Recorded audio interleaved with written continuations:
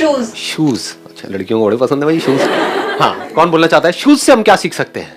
Shoes में laces होते हैं, उसका हम यूज कर सकते हैं रनिंग के टाइम पे, टाइट लेसेस एंड ऑल। सो ऐसे ही एज अ पर्सन हमारे पास एटीट्यूड एंड ऑल बहुत सारे फैक्टर्स होते हैं जिनको हम टाइट और लूज अकॉर्डिंगली करके अपनी लाइफ को बेटर बनाते हैं। क्या बात है, let's give a big hand for him please. भाई साहब मैं क्या करूंगा? हमार क्या होगा? हम कैसे अपनी लाइफ की सिचुएशन को हैंडल करूंगा? सर डाउन टू अर्थ रहना, चाहे लाइफ में जितनी भी सक्सेस मिल जाए हमें डाउन टू अर्थ ही रहना है हमेशा। Excellent, let's give a big hand for him.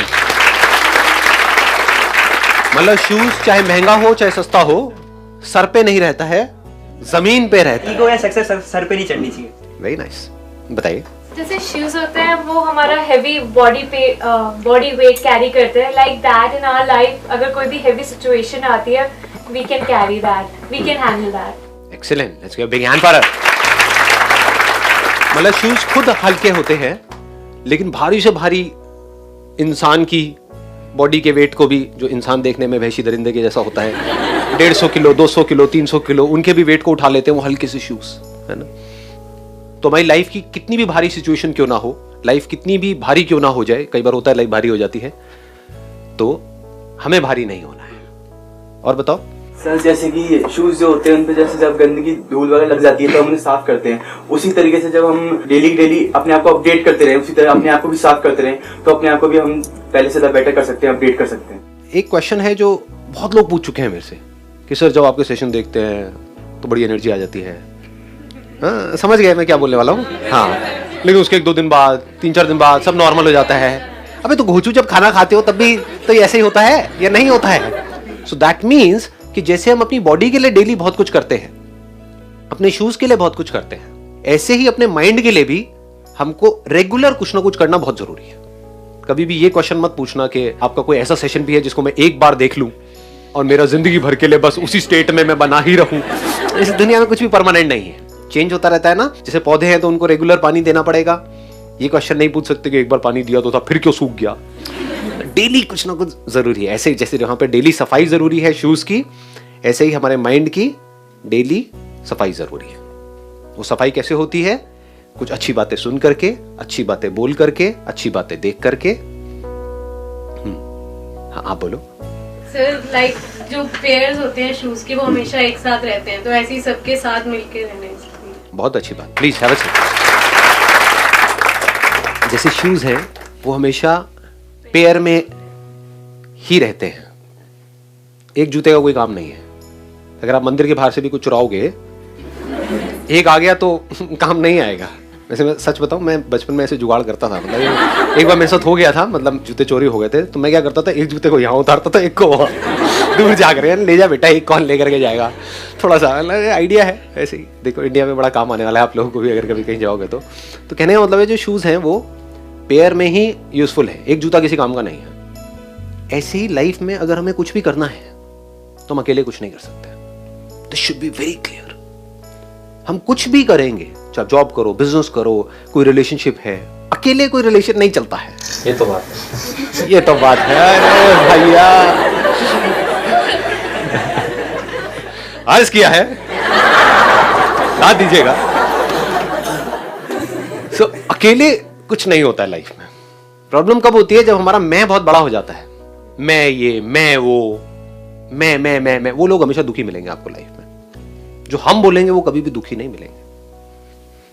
अगर एक शू बोले कि मैं ये, मैं वो, मैं मतलब शू बेकार, कचरा। एक अकेला शू मतलब गार्बेज। उसको उठा करके कचरे के डब्बे में डालो, किसी काम का नहीं है। कितना मर्जी महंगा हो, अकेले शू की कोई औकात नहीं है, कोई वैल्यू नहीं है। तो पेयर में चलता है। ऐसे ही जितने आप इस मैं वर्ड को अपनी डिक्शनरी से निकालते चले जाओगे और हम वर्ड को अपनी डिक्शनरी में लगाते चले जाओगे, रिलेशनशिप में तो हम है, फैमिली हम है। मैं नहीं कि मुझे ये ठीक लगता है तुम्हारे लिए, तुम बच्चों मैं बड़ा हूं तो मैं यही करूंगा जो मुझे ठीक लगता है। नहीं, मैं नहीं। फिर क्या होगा? ऊपर ऊपर से तो रिलेशन बन जाएगा, अंदर से डीपली नहीं बनेगा कभी भी। ये जो रिलेशनशिप में हम हैं, तो इस रिलेशनशिप में रह करके मैं तेरे पे एहसान नहीं कर रहा हूं, ये हम दोनों की जरूरत है। ऐसे अगर हम सोचें तो बड़ा कमाल का कुछ हो सकता है। फिर उससे क्या होगा? हमारी वैल्यू भी बढ़ जाएगी। जैसे मैं निकलता है ना हमारी डिक्शनरी में से, तो हमारी वैल्यू बढ़ जाती है। हम में मैं भी आ गया, और जो मैं करते हैं उनको बकरी की तरह हटा दिया, काटते हैं, बकरी को काटते हैं ना। अरे वाह, क्या क्रिएटिविटी है जी, शाबाश, नहीं शाबाश। देखो मैं कौन करते हैं, बकरी बकरा है ना, तो क्या होता है बकरे की हालत, हलाल हो जाता है, कट जाता है। बट हमको कैसे काटोगे, नॉट पॉसिबल। यूनिटी, हम बकरे को काटते हैं, बकरा हमें थोड़ी काटता है। क्यों? क्योंकि बकरा मैं है, हम है, बाकी सब जगह पानी कम है। वाह वाह। आगे भी अर्ज करेंगे थोड़ी देर में, थोड़ा माहौल बनने दो। बताइए। हम जब भी न्यू शूज परचेज करते हैं तो एट द बिगनिंग वो हमें प्रॉब्लम फेस करते हैं, लाइक काटते हैं तो प्रॉब्लम्स बहुत आती हैं, एडजस्ट होने में टाइम लेते हैं। At the same place like life में कोई भी न्यू थिंग्स आती हैं, देन हमें डरना नहीं चाहिए। प्रॉब्लम होंगी एट द बिगनिंग, बट अगर हम डेली उसे कैरी करते हैं, हम अच्छे से उसको हैंडल करते हैं, देन इजी हो जाएगी life. Very nice, excellent point, let's give a big hand for अस। हमारा कंफर्ट जोन होता है। जूते जब भी हम चेंज करते हैं तो जैसे ही चेंज करते हैं पहला थॉट क्या आता है, यार वो पहले जितना मजा नहीं आ रहा है, क्योंकि पहले में हम कंफर्टेबल हो चुके होते हैं। और शुरू में जब नया लेते हैं तो कभी परफेक्ट, कभी भी फिट नहीं होता है कोई भी शू, चलने में कभी कभी थोड़ा सा अनकंफर्टेबल लग रहा होता है। लेकिन अगर हम वहां पर थोड़ा सा पेशेंस रखें, लाइफ में जैसे ही हम किसी भी नई सिचुएशन में एंटर करते हैं, नई रिलेशनशिप में, नई जगह पर जाते हैं, कुछ भी नया करते हैं, तो वहां पर एक बार को हम अनकंफर्टेबल हो जाते हैं। लेकिन उस वक्त अगर हम पेशेंस रखें, उस वक्त हम जल्दी में कोई डिसीजन ना लें। ये नहीं कि एकदम से हमने कुछ करना शुरू किया, जैसे कोई एक्सरसाइज करनी शुरू करी, थोड़ा सा दर्द हुआ, चल भाई छोड़ मैं नहीं करूंगा। होता है ना, बहुत लोगों की ये प्रॉब्लम होती है। या कोई नया एकदम से काम किया, हो रहा नहीं है, जैसे सपोज गिटार बजाना सीखने की कोशिश कर रहे हैं, दर्द हुआ थोड़ा सा, छोड़ना कौन सीखेगा। तो ऐसा बंदा लाइफ में कभी भी कुछ भी नहीं कर पाएगा। तो शुरू में हम कुछ भी करेंगे अपने कंफर्ट जोन से बाहर जा करके, तो हमको प्रॉब्लम्स आएंगी। जैसे जूते को टाइम लगता है थोड़ा सा फिट होने के लिए, तो उस टाइम पे घबराना नहीं है, डरना नहीं है, जल्दीबाजी में हड़बड़ाना नहीं है, थोड़ा सा पेशेंस रखना है। थोड़े दिन का अगर हम पेशेंस रखते हैं तो धीरे धीरे हम एडजस्ट कर जाते हैं। जैसे वो शू उसके हिसाब से, हमारे पैर के हिसाब से एडजस्ट कर जाता है। फिर भी नहीं करता है तो फिर बदल दो, कोई बात नहीं, क्या हो गया। बट कुछ टाइम का पेशेंस रखना जरूरी है। शू का बेस होता है सोल, जो ज्यादा इम्पोर्टेंट है। अगर उसका सोल ही नहीं होगा तो शू बनेगा ही नहीं। जैसे एक बिल्डिंग के लिए एक नींव रखी जाती है, तो सबसे ज्यादा उसे ही स्ट्रॉन्ग करना पड़ता है। Let's give a big hand for us. Shoe का जो सोल है, SOLE वाला, वो उसका सोल है, SOUL वाला।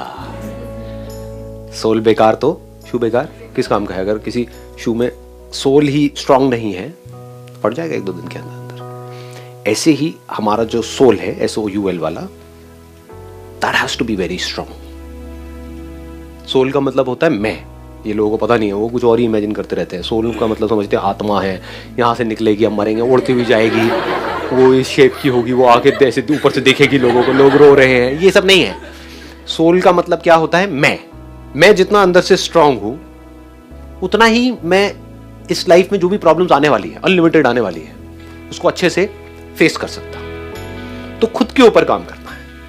यही मैं अपने हर सेशन में बार बार बोलता हूं तोते की तरह। सेल्फ रिफ्लेक्शन मतलब क्या, खुद के ऊपर काम करना है। दुनिया को अगर आपने अपने ऊपर हावी होने दिया तो आप परेशान हो जाओगे, खुद को स्ट्रांग नहीं बना पाओगे, तो दुनिया आपकी धज्जियां उड़ा देगी। लेकिन अगर आपने खुद को तैयार कर लिया इस दुनिया के लिए, तो दुनिया आपका कुछ नहीं उखाड़ सकती। कुछ भी हो जाए इस दुनिया में कोई फर्क नहीं पड़ने वाला।